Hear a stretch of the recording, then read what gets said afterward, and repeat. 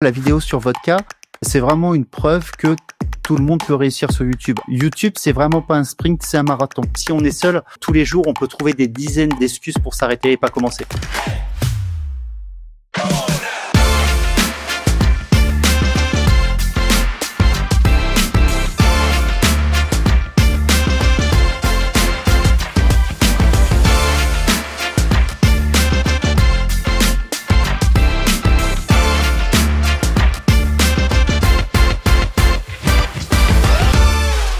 Alors aujourd'hui, on va décortiquer comment Jérôme Petit, un expert comptable, a réussi à créer une chaîne sur YouTube qui est devenue top numéro 1. Comme ça, vous aurez toutes les astuces pour faire de vous, les cabinets, le futur sur YouTube. Bonjour Jérôme. Bonjour Florian. Je suis ravi que tu sois présent. En plus, on est en période fiscale, donc super sympa. T'as fait le buzz il y a pas longtemps sur YouTube et ouais. Tu vas tout nous expliquer comment ça se passe, comment tu gères ça par rapport au cabinet, comment tu t'organises et tu vas donner tes petites ficelles pour qu'on puisse faire pareil. On va essayer. Alors, une petite question de déjà, avant de commencer, est-ce que tu pensais atteindre 115 000 abonnés et atteindre le million? Non, enfin, on va détailler tout ça après, mais je pensais même pas un jour atteindre les 1000 abonnés. Alors, atteindre les 100 000, non, et 1 million de vues en 48 heures sur une vidéo, non, j'y pensais pas. Ça t'a surpris? Tu t'es pas dit, tiens, le suivi, ça a bugué, il y a un problème? Je pensais que la vidéo fonctionnerait, parce que le sujet était dans le buzz, mais, allez, maximum 100 000, 200 000, pas 1 million. Donc là, on va découper les parties, on va rentrer directement dans la partie 1, la genèse et la stratégie de contenu. Donc en gros, moi, ce que j'aimerais comprendre, d'où c'est venu cette idée de lancer une chaîne YouTube pour un expert comptable? En fait, tout part, je dirais, d'un accident de la vie.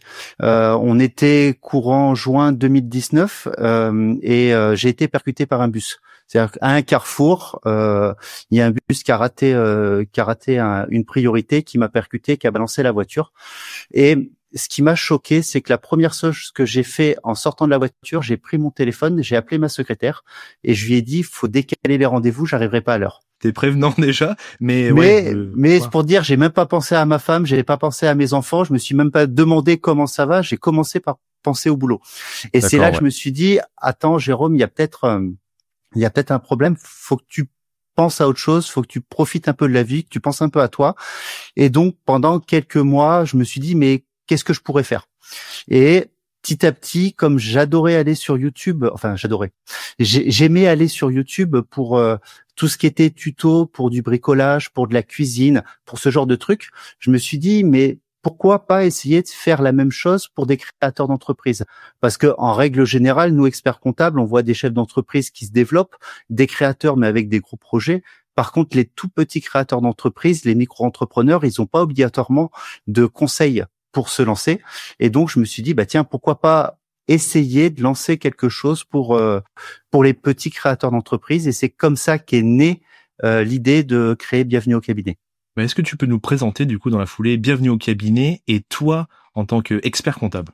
Oui, donc je m'appelle Jérôme Petit, j'ai 44 ans aujourd'hui, marié, 2 enfants, je vis à Bergerac avec plusieurs associés, on gère un cabinet de 70 personnes. Et donc la chaîne Bienvenue au cabinet, c'est une chaîne, je dirais aujourd'hui de vulgarisation d'économie qui a été créée officiellement en septembre 2020. On est d'accord, c'est ta chaîne personnelle ou c'est toi qui gères comme tu veux? C'est ça, c'est une chaîne personnelle qui est 100% loisir. Donc du coup, ton objectif principal au début, c'était de vulgariser et de proposer des infos pour les chaînes d'entreprise. C'est ça. Donc c'est pour ça qu'en fait, quand j'ai eu l'idée de créer la chaîne, en fait, je me suis mis déjà 6 mois pour travailler le sujet, pour comprendre comment fonctionnait le YouTube, comment on devait comment on enregistrait une vidéo, comment derrière on la postait, enfin toute cette partie-là. Et la première peur que j'avais, c'était de pas trouver de sujet pour lancer la chaîne.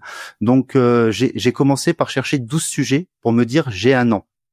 J'ai un an pour me lancer. Donc j'ai pris 12 sujets pour la création d'entreprise, le statut de micro-entrepreneur, la SARL, la SAS, enfin voilà le choix des statuts, tous ces sujets-là.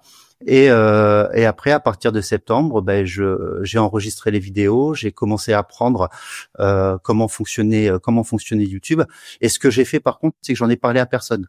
J'avais je vais pas dire que j'avais honte, mais c'est vrai que de se voir dans un écran, c'est un peu bizarre, quoi. C'est pas naturel en tout cas. Donc j'en ai parlé à personne. Et la deuxième peur que j'avais, au fait, c'était de dire je vais me lancer sur YouTube et qu'au bout de 3 mois j'arrête. Donc j'en ai parlé à personne. On va dire au bout d'1 an, j'arrivais à 400 abonnés, à peu près 15 000 vues sur la première année. Et là je me suis dit c'est bon, ça me plaît. Allez, on continue. Donc, du coup, tout est organisé, mais aussi c'était du plaisir en fait. Comme ça, Ouais, tu l'as. c'est pour moi en fait aujourd'hui faire des vidéos YouTube, c'est un échappatoire. C'est-à-dire que on a quand même une pression dans le métier qui est quand même importante, pression à la fois de la part des clients et de l'administration fiscale. Et donc moi, je cherchais un exutoire à l'extérieur du cabinet où je pouvais à la fois me poser, penser à autre chose, et c'est comme ça qu'est née la chaîne. Du coup, est-ce que tu as remarqué des contenus, maintenant avec le recul, qui fonctionnent mieux que d'autres? Est-ce qu'il faut absolument faire 1 heure, 15 minutes, enfin? Alors, au niveau des types de contenus qui fonctionnent, j'ai essayé beaucoup de choses, hein. Au départ, je suis parti sur vraiment sur le sujet entreprise, conseil aux entrepreneurs. Et ce que j'ai remarqué, c'est que même si les vidéos faisaient peu de vues, très rapidement, j'avais des demandes et des conseils qui arrivaient. Sauf que, c'était pas ce que je voulais, et deux, j'avais un problème, c'est que les gens me trouvaient sur Internet et appelaient au cabinet parce qu'ils ne comprenaient pas quelque chose dans la vidéo pour que je leur réponde. Je dis non, là c'est là, ça c'est pas possible. Donc ça m'a pas obligé, mais je me suis posé la question, est-ce que je dois changer quelque chose ou pas dans les vidéos? Et à ce moment-là aussi, je suis arrivé à une deuxième limite. C'est que une fois que tu as fait toutes les étapes pour la création d'entreprise, t'as plus rien à dire, quoi. Il n'y a pas non plus trop de changements d'une année à l'autre. Donc c'est au bout d'1 an que je suis parti sur la vulgarisation et que j'ai vu que si tu cherches à faire plus de vues, il faut plutôt élargir le sujet que d'être très technique. Si par contre tu veux plutôt chercher des clients, il vaut mieux plutôt être technique et avoir peut-être moins de vues. Tu faut pas chercher les vues dans ce cas-là, faut plutôt chercher la qualité du contenu et de l'information qui est donnée. Mais si on va dire que si aujourd'hui on cherche plutôt à faire des vues par rapport à notre métier, par rapport aux informations qu'on peut transmettre, pour élargir le sujet, il faut presque ne pas parler du sujet dans le titre. Et si je te fais une vidéo sur l'apport d'une société à une holding, il y a que les gens qui sont intéressés par l'apport d'une société qui vont regarder la vidéo. Mais si par contre je te fais une vidéo où je vais appeler ça comment économiser 15 000 euros d'impôts avec votre société, là tout de suite ça va attirer plus de monde. Et si je fais une vidéo comment ce chef d'entreprise a arnaqué l'État français et a gagné des millions, là je vais encore élargir. Donc en fait c'est en fonction de ce que tu veux faire, ça va être toute l'approche de la vidéo qui va être différente et qui va permettre de soit d'attirer plus de monde, soit plutôt d'attirer des clients. Derrière, sur les thèmes de vue, donc tu vas me dire si je me trompe pas quand je te présente la chaîne. Maintenant, tu vas plutôt sur mettre en avant des influenceurs et voir leur construction de société derrière, oui, où tu analyses et tu passes énormément de temps. Je vais reprendre un terme que m'a dit il y a pas longtemps ma femme. C'est un peu comme un complément d'enquête, comme elle dit celui-ci, où tu vas analyser. Donc, ça doit te demander énormément de travail avant, toi, de préparation. Oui et non, parce que c'est quand même notre métier. Donc c'est des documents comptables, des documents juridiques, c'est des trucs qu'on arrive assez facilement à analyser. Pourquoi j'ai commencé par les influenceurs, c'est que je me suis posé la question comment sur YouTube on peut intéresser les gens. Et comme t'es sur YouTube, automatiquement faut que tu parles de YouTubeurs pour intéresser les gens qui sont sur YouTube. Donc c'est comme ça que j'ai eu l'idée de ces vidéos où j'analyse les youtubeurs, où j'essaye d'expliquer presque leur biographie à partir de l'histoire de leur société, de l'évolution de leur société. La partie comptable est assez rapide. En fait, la plus longue, c'est presque plutôt l'analyse du youtubeur. C'est-à-dire que je regarde un certain nombre de vidéos, des podcasts, enfin, j'essaie de comprendre comment tout a fonctionné. Et là, il y a pas mal de recherche plutôt éditoriale. Et la partie enquête, c'est vraiment une façon d'écrire pour intéresser le spectateur. Comme tu dis, c'est qu'on se dit mais où est-ce qu'il va arriver, qu'est-ce qu'il va pouvoir faire, qu'est-ce qui va se passer derrière, et c'est comme ça que justement que tu arrives à ce que la personne reste sur la vidéo, parce que l'air de rien mes vidéos c'est des vidéos qui font en moyenne entre 20 et 30 minutes, et 20 et 30 minutes pour quelqu'un sur YouTube c'est beaucoup. En règle générale, au bout de 10 minutes, les gens partent.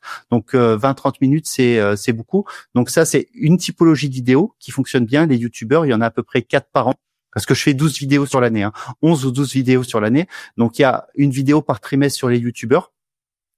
Une vidéo par trimestre c'est une vidéo qui est arrivée après ce que j'ai fait, combien coûte un Big Mac, qui est une vidéo où j'expliquais la rentabilité d'un restaurant, mais à partir le prisme d'un burger, et c'est quelque chose qui a bien fonctionné. Donc maintenant, les combien ça coûte, j'essaye d'en faire une aussi par trimestre, et je me laisse la troisième vidéo plutôt pour parler, j'allais dire, de X ou Y choses en fonction soit d'actualité, soit de thèmes qui me paraîtraient intéressants.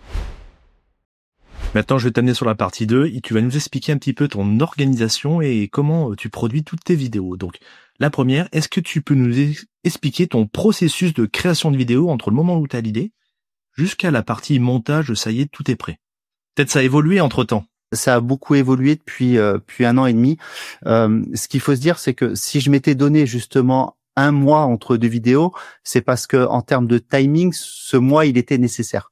Donc en fait, je divisais mon temps en 4 semaines. La première semaine, je faisais toutes mes recherches. Donc à la fois recherche sur l'influenceur, recherche comptable, enfin vraiment toute la partie recherche. La deuxième semaine, j'écrivais mon script. C'est-à-dire que moi, mes vidéos sont entièrement scriptées.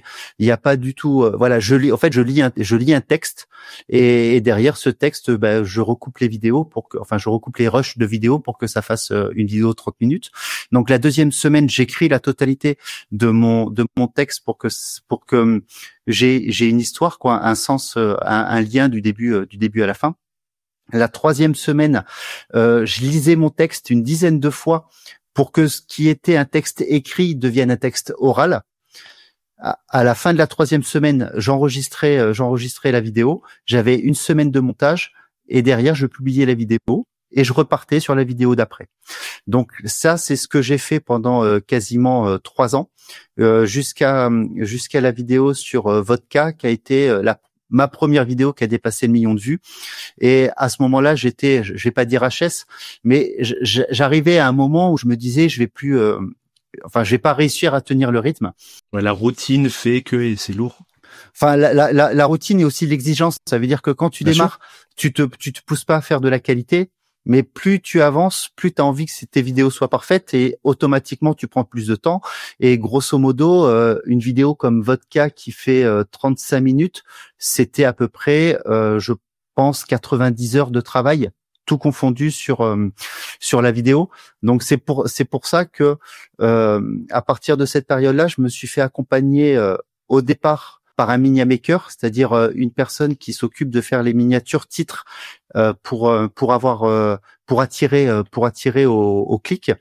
Je me suis aussi fait accompagner par un analyste qui s'appelle Sylvain Lepoutre, qui en fait avec lui je vois mon sujet et on essaye de trouver quel angle on doit mettre sur le sujet pour sur la première minute intéresser l'auditeur pour qu'il reste sur la vidéo. Ensuite, j'ai pris un monteur. Donc c'est une grosse partie du travail. Et là depuis 3-4 mois, je suis aussi accompagné par quelqu'un qui rédige des scripts, non pas pour obligatoirement rédiger la totalité du script, mais c'est principalement soit pour commencer le corps du texte ou pour bien travailler l'intro.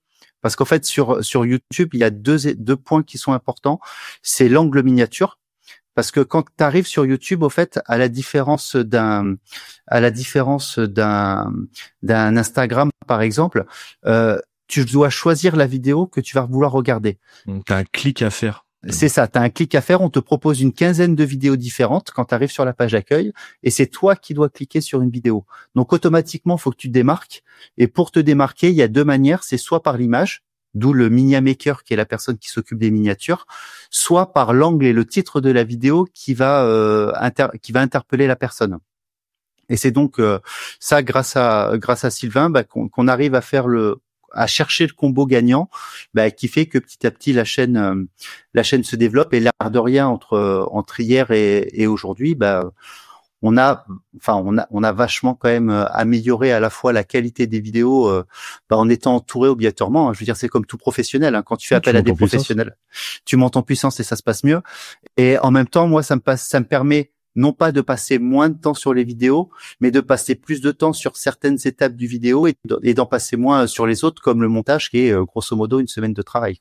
Après ça, je comprends bien déjà, t'as réussi à faire presque 1 million, t'as fait 1 million avec Vodka, où c'est toi qui l'avais fait. Bon, ça t'a demandé du boulot, mais c'est faisable. Et après, t'as une étape secondaire où on peut dire, bon, je suis peut-être pas allé sur le montage, c'est un travail à côté. Il y a des gens pour nous entourer, pour que nous, on se concentre sur ta valeur ajoutée, apporter tout ce qui analyse et où tout est faisable. Ah oui, non, mais de toute façon, je pense que, tu vois, la vidéo sur Vodka, c'est vraiment une preuve que tout le monde peut réussir sur YouTube. Alors oui, il y a du travail. Oui, ça a mis presque 3 ans et demi pour arriver à cette vidéo-là. Mais pour autant, j'avais déjà eu des vidéos qui avaient buzzé par le passé, des buzz beaucoup moins importants. Mais moi, je me rappelle quand j'ai commencé, mes vidéos, elles faisaient 1 ou 2 vues par jour, et des fois même 0 vues par jour. Et aujourd'hui, la chaîne, elle fait en moyenne entre 10 et 15 000 vues par jour. Donc je veux dire, l'évolution est liée. Et même à l'époque, quand je faisais que 10 ou 15 vues par jour, j'ai fait une vidéo sur la déclaration de revenus. Au moment de la déclaration de revenus, elle a popé et elle avait fait 10 000 ou 20 000 vues. Et là où d'habitude, j'étais habitué à 100 ou 200 vues, j'ai fait 20 000 vues. Ensuite, je faisais mes vidéos qui faisaient 10 000 vues. J'ai sorti la vidéo sur Villebrequin. Combien coûte la chaîne Villebrequin? Elle a fait 200 000 vues. Donc, faut pas se dire une vidéo ça peut pas buzzer, parce que si le sujet est intéressant et si derrière l'auditoire est intéressé par le sujet, YouTube sait chercher les gens pour la mettre en avant. Et l'objectif de YouTube, c'est que les gens restent sur la plateforme. Donc s'il y a une vidéo intéressante, il va la montrer. Oui, de toute façon, c'est la pugnacité en fait qu'il faut garder, continuer et se faire plaisir. Au bout d'un moment, ça va payer si on est sûr de nous et qu'on se fait plaisir. Je pense que ça se ressent. Ouais, et qu'on le fait bien, parce que c'est sûr que si on continue et qu'on le fait mal, ça va pas. Pour autant, ça va pas fonctionner. Mais c'est vrai que ce qu'il faut se dire, c'est que YouTube, c'est vraiment pas un sprint, c'est un marathon. Pour que l'algorithme, pour que YouTube comprenne ta niche et comprenne à qui il doit montrer tes vidéos, il faut obligatoirement du temps. Donc pendant 1 an, pendant 6 mois, pendant 1 an, tes vidéos, elles vont pas buzzer, sauf si tu as de la chance et que ça peut toujours arriver. Mais voilà, il faut du temps pour que ça fonctionne. Et puis il faudrait retourner sur ce que tu as dit, où il faut aussi trouver le moment, l'angle où tu l'as dit. Par exemple, de parler directement, on va parler ISIR, c'est sûr que ça va pas plaire à tous les communs des mortels, mais si on le présente sur un angle différent, comme tu dis, avec l'image de présentation, le titre et les premières minutes pour accrocher. Ça, c'est important aussi, les premières minutes, tu l'as pas dit, mais... Sur YouTube, en fait, YouTube regarde plusieurs choses et plusieurs variables pour savoir si une vidéo est intéressante ou pas. Elle va regarder ce qu'on appelle le taux de clic, c'est-à-dire quand je montre la vidéo à quelqu'un, combien de personnes va cliquer. Il n'y a pas de règle, mais ce qu'on dit, c'est que quand on a un taux de clic qui dépasse les 9-10%, on sait que c'est une vidéo qui peut buzzer. Mais par contre, derrière, elle va regarder ce qu'on appelle la rétention de la vidéo, c'est-à-dire une fois que la personne a cliqué, combien de temps elle va rester sur la vidéo. Et dans la rétention, YouTube analyse 2 choses. Combien de personnes quittent après les 30 premières secondes. Donc une chose qui est importante, c'est au bout de 30 secondes qu'il reste encore 60 ou 70% des gens qui ont cliqué. Sinon, ça veut dire au fait que ce que tu montrais dans la miniature ne correspond pas à ta vidéo. Voilà, et dans ce cas-là, YouTube va le mettre de côté. Et après, pour vérifier si c'est vraiment une vidéo qualitative, elle va regarder le temps de rétention global, donc combien de temps une personne reste en moyenne sur ta vidéo. Et moi, grosso modo, sur mes vidéos de 30 minutes, j'ai un taux de rétention qui est autour des 12, 13, 14 minutes. C'est déjà pas mal. C'est déjà pas mal, ouais. Maintenant, on va partir sur les outils. Bon, t'as commencé avec quoi pour te filmer au départ? Est-ce que t'as pris un micro, une caméra? Enfin, explique-nous et maintenant ce que tu as. Ouais, alors j'allais dire j'avais de la chance. J'ai toujours aimé l'image, donc j'avais un appareil photo. Donc moi j'ai commencé avec mon appareil photo, et là où j'ai vachement galéré, c'est pour trouver j'allais dire un micro adapté. Au début j'avais un micro perche, donc un micro qui était attaché à la caméra, sauf qu'au fait avec la pièce j'avais des échos, enfin ça allait pas du tout. Donc derrière je suis passé sur un micro cravate. C'est quelque chose qui coûte pas très cher, hein, qui coûte 50-60 euros, mais l'air de rien en termes de qualité de son, tu améliores franchement. Là j'ai encore passé un step il y a pas longtemps, mais pour commencer, ce que j'ai acheté moi c'est un micro cravate et deux lampes à 100 euros pour avoir quand même une lumière assez uniforme. Donc j'ai commencé avec 200 euros de matériel au départ pour me lancer. Ce que je faisais, c'est que j'avais des feuilles sur lesquelles était mon script qui était un peu devant, et à chaque fois je tirais la feuille et je la jetais pour avoir le texte suivant. Sauf que bon, un, c'est pas super écologique, et deux, c'est quand même pas pratique. Donc la chose que j'ai racheté derrière, c'est un prompteur. Un prompteur, ça coûte de l'ordre de 200-300 euros. Et ça m'a permis quand même là pour le coup de vachement faciliter les enregistrements. Et là aujourd'hui pour le coup j'ai quand même renouvelé beaucoup de choses. J'ai renouvelé les lumières, j'ai renouvelé l'appareil photo, qui est aujourd'hui une caméra, parce que le problème des appareils photo c'est que tu es limité à 30 minutes d'enregistrement. Ouais, sur la durée, ouais. Donc le problème c'est que quand moi une vidéo d'une demi-heure, c'est à peu près 2 heures de rush pour une demi-heure de vidéo, donc ça me faisait à chaque fois arrêter, recommencer. Enfin, c'était pas le plus pratique. Donc là, j'ai je vais pas dire une caméra professionnelle, mais une caméra semi-pro. J'ai changé mon micro. Micro XLR, donc derrière en plus il faut un ampli, enfin voilà, il y a plusieurs choses. Grosso modo, aujourd'hui, à l'époque le matériel total pour commencer c'était 200 euros, 300 euros, et il n'y a pas besoin de plus, hein. Un téléphone c'est largement suffisant pour filmer. Aujourd'hui, je suis plutôt essayé d'améliorer la qualité, donc j'en ai à peu près pour 3-4 000 euros de matériel. Ça reste quand même, quand tu vois le nombre de vues que tu as fait, ainsi de suite, ça reste pas modeste, mais des sommes qu'on peut mettre de côté pour se lancer, je pense. Ce qui coûte le plus cher, c'est pas, enfin, ce qui me coûte moi aujourd'hui le plus cher, c'est pas le matériel, c'est l'accompagnement. Et j'avais une autre question. Tu utilisais quoi à l'époque pour le montage? Est-ce que tu faisais directement sur YouTube ou est-ce que tu avais un autre logiciel? Non, sur YouTube, tu peux pas faire de montage. D'accord. J'ai commencé avec un logiciel qui s'appelle Wondershare Filmora, qui avait l'avantage, c'est plus le cas aujourd'hui, mais qui avait l'avantage à l'époque d'être une licence perpétuelle. Donc t'achetais la licence une fois et après t'avais plus besoin de payer quelque chose. Et c'est vrai que par rapport à d'autres logiciels de montage, c'est un logiciel qui est plutôt simple à utiliser. Alors tout est relatif, mais plutôt simple à utiliser. Et après en montage, au début, je faisais pas grand chose. Je faisais des cuts, c'est-à-dire que je coupais le moment où il y avait les silences et je remettais les images les unes aux autres.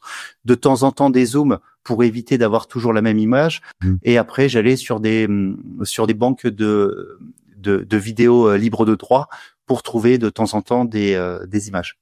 Je demande de mettre des petits inserts, quoi, où ça te met un peu des vidéos pour compléter. En tout cas, c'est faisable. Et au bout d'un moment, après, tu montes un petit peu. C'est tout simplement pour améliorer ta qualité, tu disais. Et alors, ce qu'il faut rappeler peut-être, c'est déjà le son. Le son, c'est important. C'est même le plus important. C'est-à-dire que et j'allais dire, même moi au départ, je me suis fait avoir. Je pensais que le plus important c'était l'image, ce qui paraît logique. Hein. YouTube, c'est la vidéo, donc le plus important c'est l'image. Et si tu regardes une vidéo avec une image moyenne mais un très bon son, et une vidéo avec une très bonne image et un son moyen, tu te rendras compte qu'au fait le son est beaucoup plus important que l'image, sachant qu'en plus et ça on s'en rend pas compte, mais sur YouTube déjà, moi si je regarde mes statistiques, j'ai à peu près 2/3 des gens qui regardent sur le téléphone. Donc vu la résolution du téléphone, il n'y a pas trop d'intérêt. Et sachant que en plus derrière, tu as une partie des gens qui regardent, ou plutôt qui écoutent tes vidéos en fond sonore. Donc elle regarde même pas l'image. Donc c'est le plus important, c'est le son. Et là pour le coup, je dirais à moindre frais d'avoir un son de qualité, c'est le micro-cravate. Oui, et puis t'as des 20 euros, 50 euros, comme tu dis, des petits lavaliers. C'est faisable, c'est juste le son. N'oubliez pas que ça, il faut le mettre en avant. Donc maintenant, on peut revenir sur la partie rythme. Tu me disais, c'est une vidéo par mois. Est-ce que ça a changé un petit peu? Maintenant, tu organises un petit peu différemment. Et la question derrière, en période fiscale, comment tu fais toi pour faire ça? je suis resté à une vidéo par mois. J'ai essayé à plusieurs reprises d'avoir des vidéos d'avance. J'ai jamais réussi. J'ai jamais réussi parce que en fait, j'allais dire, c'est un peu comme dans le boulot. Quand tu as 2 heures pour faire un dossier, tu le fais en 2 heures. Quand tu as 6 heures pour faire un dossier, tu le fais en 6 heures. Et donc, l'air de rien, en fait, aujourd'hui, moi, aujourd'hui, je m'occupe plus du montage. Donc, j'ai gagné une semaine sur le montage. Et au fait, cette semaine-là, je l'utilise plutôt pour la partie recherche ou pour la partie script, ou par exemple, quand je fais mes vidéos sur les youtubeurs, j'essaye de trouver pas mal d'extraits de vidéos qui peuvent être intégrés dans la vidéo derrière pour montrer de quoi je parle. Et tout ça, ça prend du temps. Et au fait, j'ai plutôt profité du temps que j'avais gagné pour faire plus sur une seule vidéo, donc améliorer encore la qualité de la vidéo, plutôt que de faire plus de vidéos ou d'avoir de l'avance. Ça, c'est, j'allais dire, la première chose. Mon rythme n'a pas changé, c'est toujours une vidéo par mois, et l'air de rien, je passe toujours autant de temps à faire la vidéo, même si j'ai délégué une partie du travail. Et après, sur la partie période fiscale, alors tu vas peut-être trouver ça bizarre, mais pour moi, je vais pas dire j'ai moins de temps en période fiscale que hors période fiscale. Il y a plusieurs raisons à ça. Oui, il y a plus de boulot, oui, il y a plus de pression, mais déjà pour moi, au fait, faire ces vidéos, c'est un échappatoire. Donc au contraire, ça me permet de sortir, donc j'en ai besoin. Et après, je pense qu'on est tous humains. Si on s'oblige à faire quelque chose, on arrive toujours à trouver le temps à faire ce qu'on veut faire. Moi, je sais pas, mais aujourd'hui, ce qui est vrai, c'est que je passe, je pense, une demi-heure maximum à regarder la télé tous les jours, alors qu'avant, je regardais peut-être la télé 1 heure ou 1 heure et demie. Jouer à la console pendant 1 heure de temps en temps, bah là, j'y joue beaucoup moins. En fait, j'ai changé mes activités, j'ai changé mes préoccupations, mais je trouve le temps de passer 1 heure tous les soirs à travailler mes vidéos YouTube. Allons sur la partie, une fois que c'est monté la vidéo, la nouvelle partie, c'est il faut communiquer, entre guillemets, il va falloir la vendre en présentant que tu as sorti quelque chose de nouveau. Donc, comment tu fais, toi, la promotion de tes vidéos? Tu vas sur les réseaux sociaux, tu vas appeler YouTube pour leur dire mettez-le en avant. Comment ça se passe, dis-nous? Alors, on peut appeler YouTube pour mettre la vidéo en avant, c'est ce qu'on appelle faire de la publicité. C'est-à-dire que tu as le droit de payer pour mettre ta vidéo en avant, mais ça fait ça je le fais pas. Non, je le fais pas parce que c'était pas mon objectif et c'était pas mon idée du truc. Disons que sur une vidéo YouTube, moins t'en fais la promotion, j'allais dire mieux ça va se passer pour que YouTube comprenne à qui doit mettre en avant cette vidéo. Parce qu'en fait, le problème ou l'avantage, c'est que YouTube a un algorithme super. Donc l'algorithme, en fait, c'est l'analyse de tout ce qui se passe sur la plateforme pour mettre en avant une vidéo à telle ou à telle personne. Et en fait, l'algorithme de YouTube est indépendant pour chaque personne. Et ce que fait YouTube, c'est que quand elle va voir qu'une personne regarde ta vidéo et reste longtemps, elle va chercher les autres personnes qui correspondent à la même catégorie pour montrer ta vidéo. Sauf que si t'amènes des éléments extérieurs, ça va biaiser l'algorithme. L'algorithme va pas obligatoirement comprendre de la même manière et elle va pouvoir, au contraire, j'allais dire presque mettre de côté ta vidéo parce qu'elle va avoir des mauvais indices. Le premier exemple, c'est si tu partages ta vidéo sur les réseaux sociaux.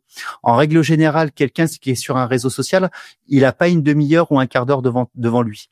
Donc si moi je lui montre ma vidéo, il clique dessus, il va voir la vidéo, il va voir 30 minutes, il va zapper.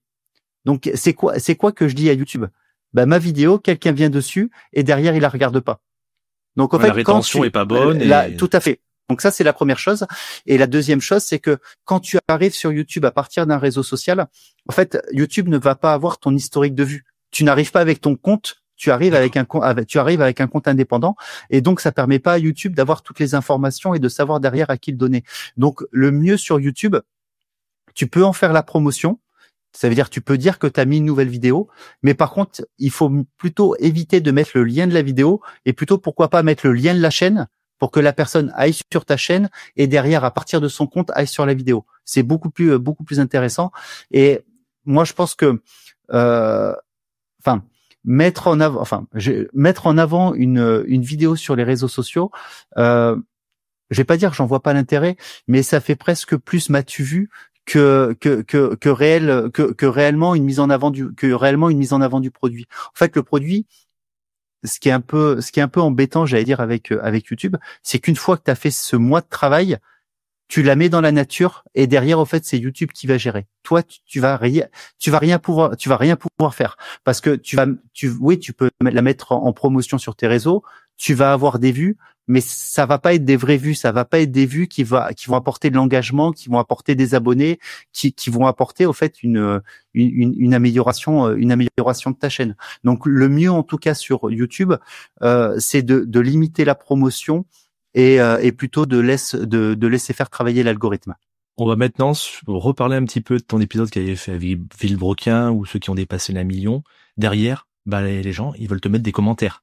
Et donc, il y a un flux de commentaires qui doit être énorme. Comment tu gères ça, toi? Alors, au niveau des commentaires, j'allais dire, c'est à la fois la chose la plus positive dans 90% des cas et très négative dans 10%, mais ça on en parlera peut-être plus tard. Mais pour moi, la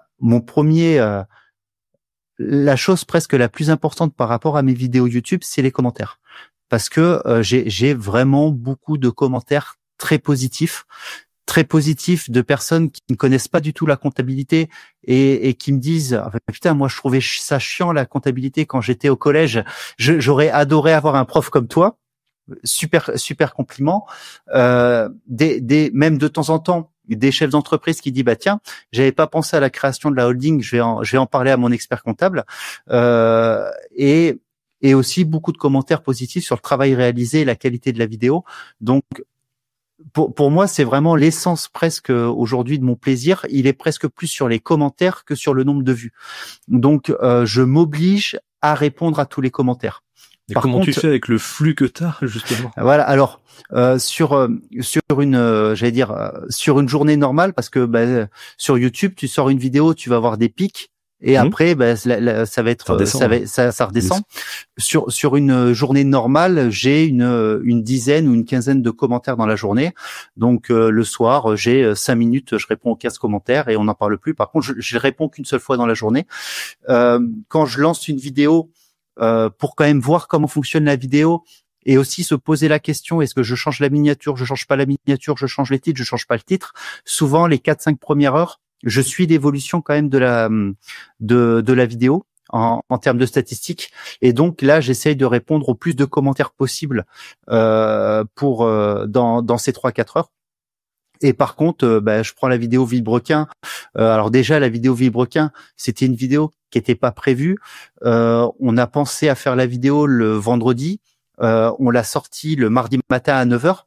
Et donc pendant la journée, moi j'étais dans mon boulot, quoi. J'ai pas répondu aux commentaires. Et c'est vrai que le soir, je me suis retrouvé à avoir, je crois, 1000 ou 1500 commentaires.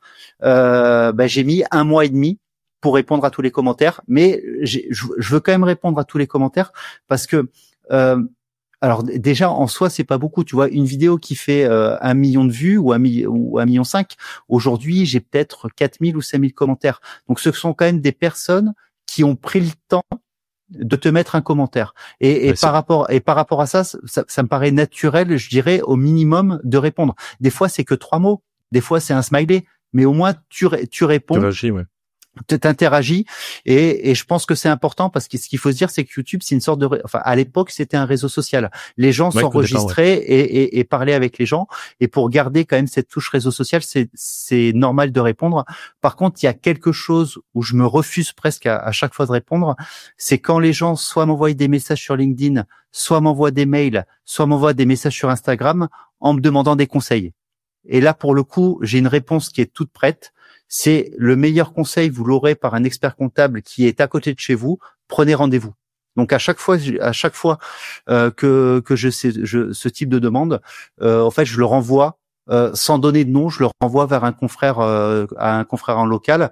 J'ai eu, je pense que sur ces 5 années, j'ai eu 4 ou 5 exceptions parce que c'était c'était des influenceurs avec des chaînes YouTube assez importantes. Et là, pour le coup, ça me fait kiffer. Donc, ce sont aujourd'hui des clients. Merci pour les experts comptables. Du coup, tu vas dynamiser le chiffre d'affaires de plein de confrères. Donc ça, c'est top. On va sur la partie 4 maintenant, apprentissage et conseils de ta chaîne. Quels ont été les plus gros défis que tu as rencontrés en développant cette chaîne pour toi? C'est pas l'argent, et à posteriori c'est pas les sujets. Moi j'étais sûr en créant la chaîne YouTube que le plus compliqué c'était de trouver des sujets et grosso modo aujourd'hui j'ai une 50aine ou une centaine de sujets d'avance parce que à chaque fois que j'ai une idée je me la note, il y a pas de problème. Donc en fait la vraie difficulté c'était pas les sujets, même si j'avais voulu choisir les sujets en amont. Le plus difficile, au fait, ça a été d'appuyer sur le bouton REC la première fois. C'est-à-dire quand j'avais rédigé mon script, que j'étais dans mon bureau et que je devais appuyer sur le bouton pour m'enregistrer la première fois, je pense que facilement j'ai dû mettre une heure et demie pour appuyer sur le bouton pour commencer. J'ai trouvé ça pourri, j'ai recommencé une deuxième fois, j'ai trouvé ça pourri, j'ai recommencé une troisième fois. Parce que c'est pas naturel de parler à une caméra. Parler face à quelqu'un, t'as une interaction, t'as une réaction. Là, face à une caméra, t'as pas de réaction. Ça, c'est la première chose. Et en plus, tu te dis, là, ce que je dis, derrière, ça va être mis sur les réseaux et je pourrai plus rien faire. Techniquement, même si je supprime la vidéo demain, elle a déjà été copiée 4 ou 5 fois, donc c'est trop tard. Donc, en fait, tu vas quand même laisser une partie de toi sur les réseaux. Et je pense que c'est le plus compliqué, il est là. Le plus compliqué, c'est d'accepter qu'une vidéo soit en place publique. Ça, c'est ce que tu ressens au départ. Et j'allais dire, après coup, je me suis rendu compte que c'était une erreur parce que, en fait, mes premières vidéos, elles ont fait quoi? Elles ont fait 150 vues, 200 vues. Aujourd'hui, c'est 200 personnes qui ont regardé la vidéo. Je vais jamais en croiser une seule dans la rue, quoi. Donc c'est pas bien grave techniquement. Mais c'est vrai que sur le coup, tu te dis ah mince, hein, je vais mettre une vidéo sur les réseaux sociaux, je vais passer pour un con, quoi. Voilà, c'était pour moi la partie la plus difficile. Elle était à franchir la barre d'appuyer sur le bouton enregistrer.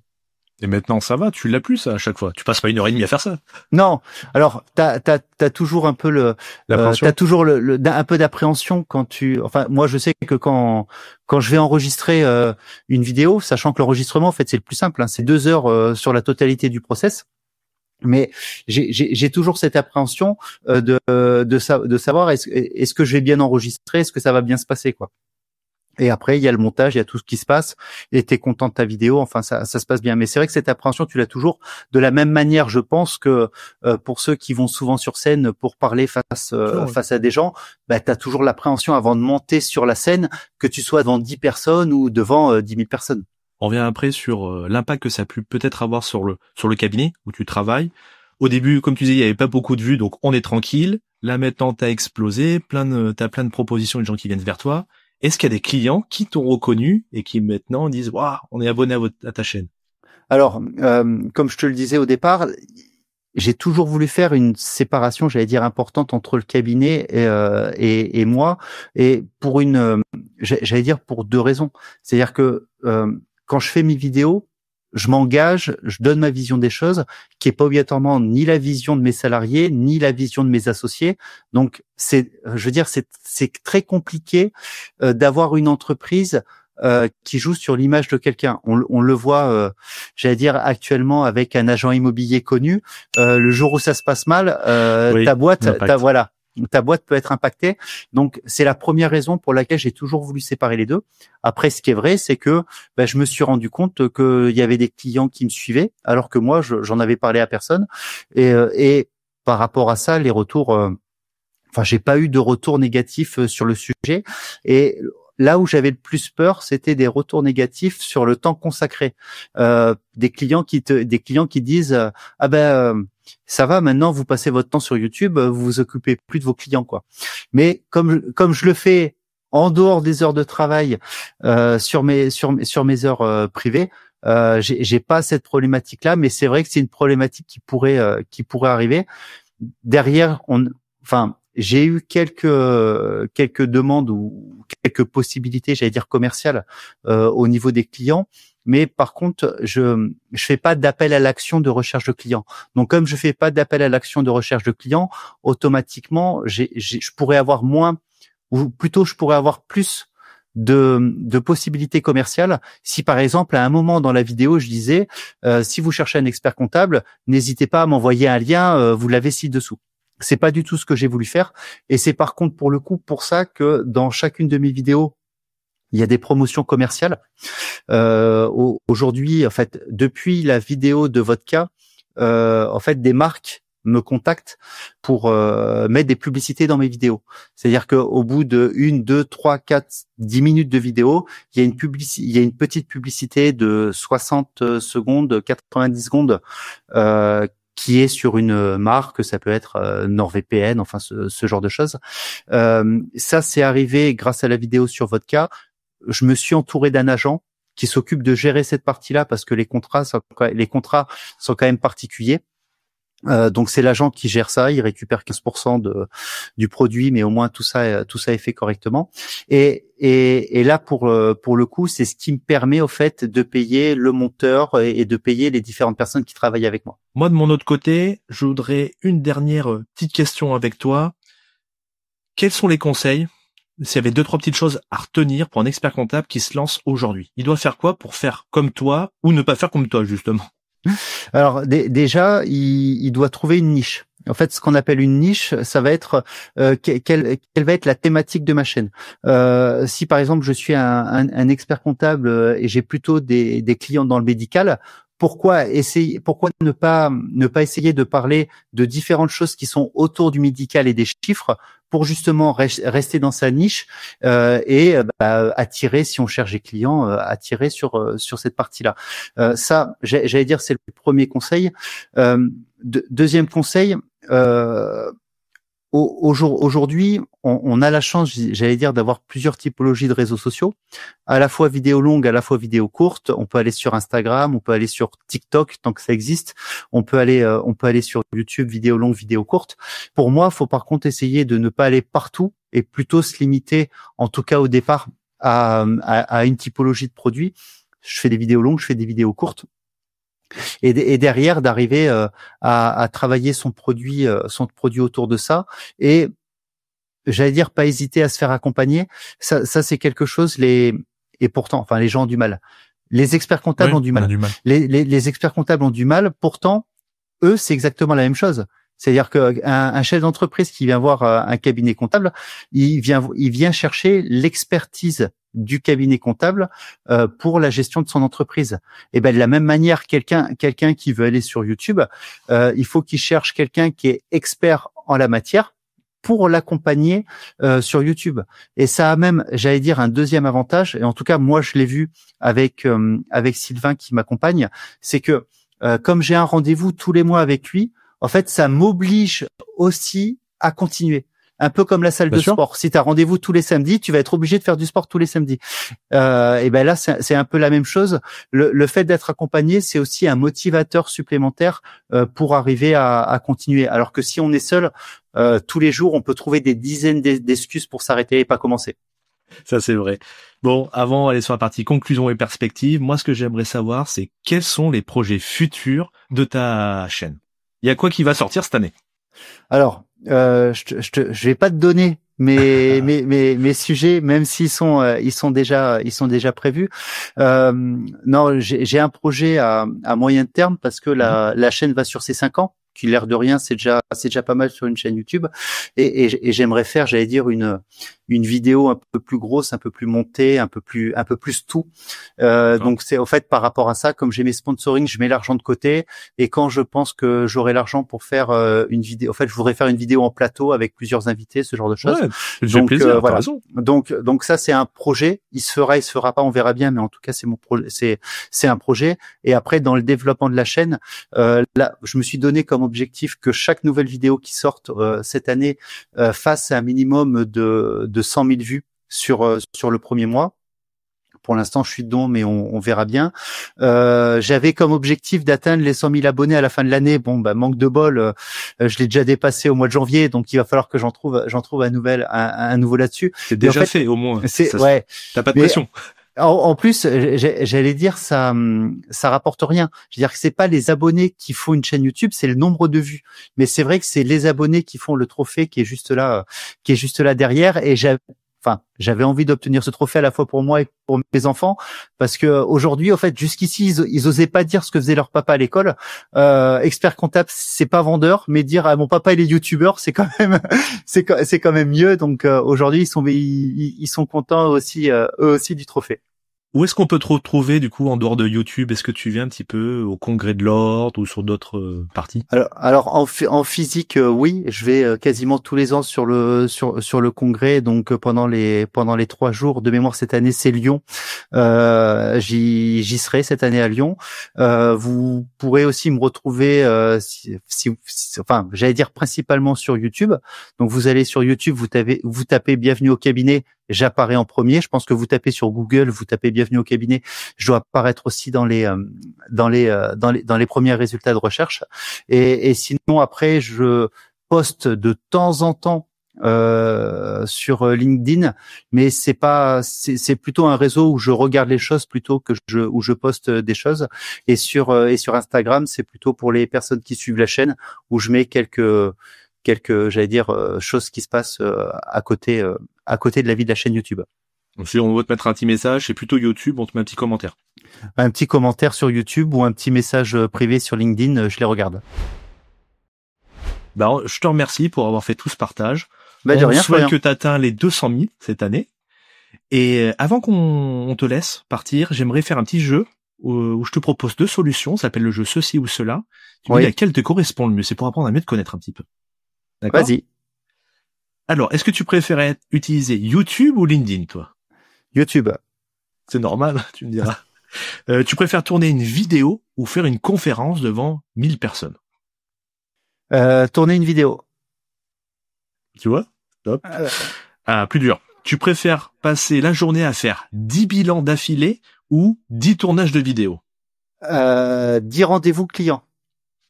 C'est bien de couper la pour en 2. Plus difficile. Tu préfères, il faut que tu me conseilles sur le vin. Il vaut mieux boire un bon Bergerac ou un Bordeaux ? Bon Pécharmant, qui est une appellation de Bergerac. D'accord. Et le dernier, t'es plutôt fêtard ou pantouflard ? Travaille tard. Travaille tard. Écoute, en tout cas, je te remercie. Les auditeurs, n'hésitez pas à aller voir la chaîne Bienvenue au cabinet. Et puis, on se retrouve au prochain épisode.